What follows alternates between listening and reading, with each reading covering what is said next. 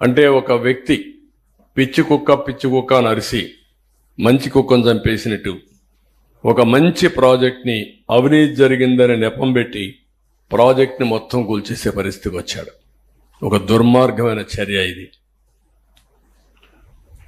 ఇది చూస్తే చాలా ఆవేదన, బాధ, ఓసారి ఇరిటేషన్, కోపం కూడా వస్తుంది.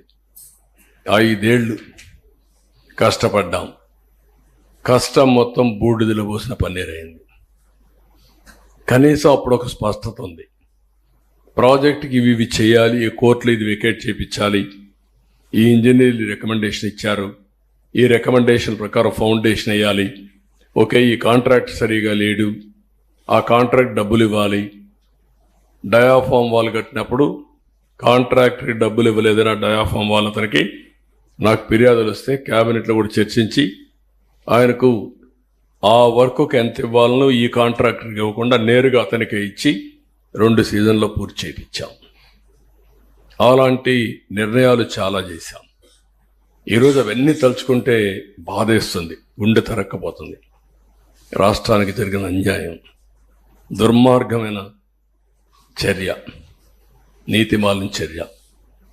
దాంతో ఇప్పుడు ఏం చేయాలి? ఒకసారి అయితే గడ్కరీ, ఇప్పుడు కూడా నాకు జ్ఞాపకం, దీపావళి అనుకుంటాను, పండగ రోజు ఆయన ఇంటికి పోయాను. నేను అమెరికాకు పోతూ ఆయన ఇంటికి వెళ్ళి రిక్వెస్ట్ చేసి తర్వాత అమెరికాకి వెళ్ళాను. ఒకసారి గడ్కరీ, అదే మాదిరిగా అరుణ్ జైట్లీ ఫైనాన్స్ మినిస్టర్, ఇద్దరు ఉండి ఒక తెల్లవారితో నాకు సాయంత్రం మీ ప్రాజెక్టులో అన్నీ ఓకే కానీ ల్యాండ్ ఎక్విజిషన్కి సంబంధం లేదు, మాకేం సంబంధం లేదన్నారు.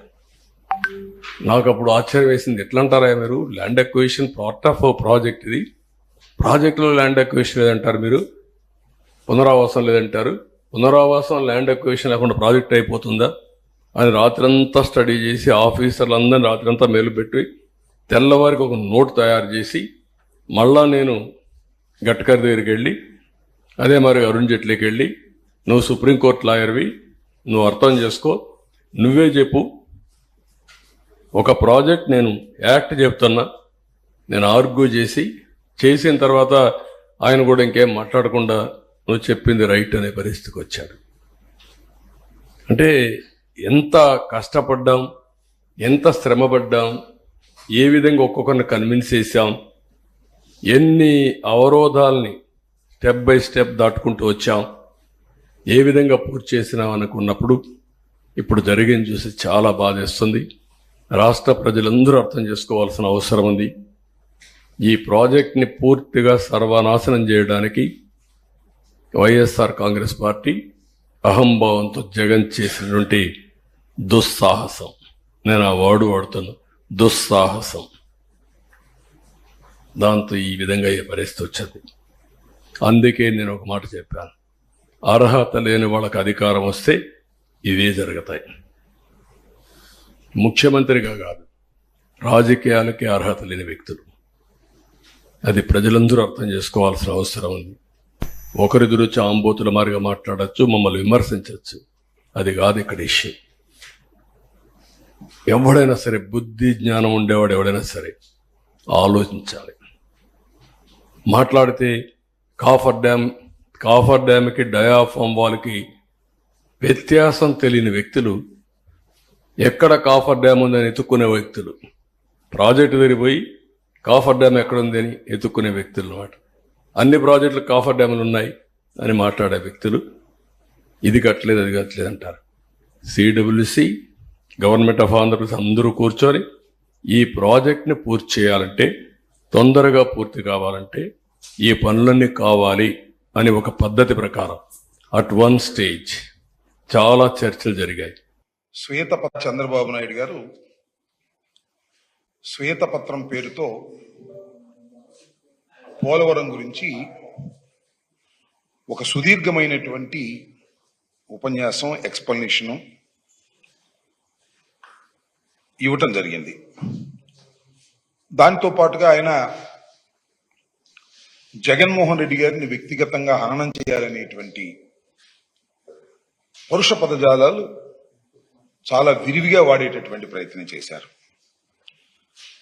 ఈ పోలవరం ప్రాజెక్ట్ అనేది జగన్మోహన్ రెడ్డి గారి వల్లనే నాశనం అయిపోయిందని, వైఎస్ఆర్ కాంగ్రెస్ పార్టీ ప్రభుత్వం అధికారంలోకి వచ్చిన తర్వాతే ఇది విధ్వంసం అయిపోయిందని చెప్పేటటువంటి ప్రయత్నం చేశారు.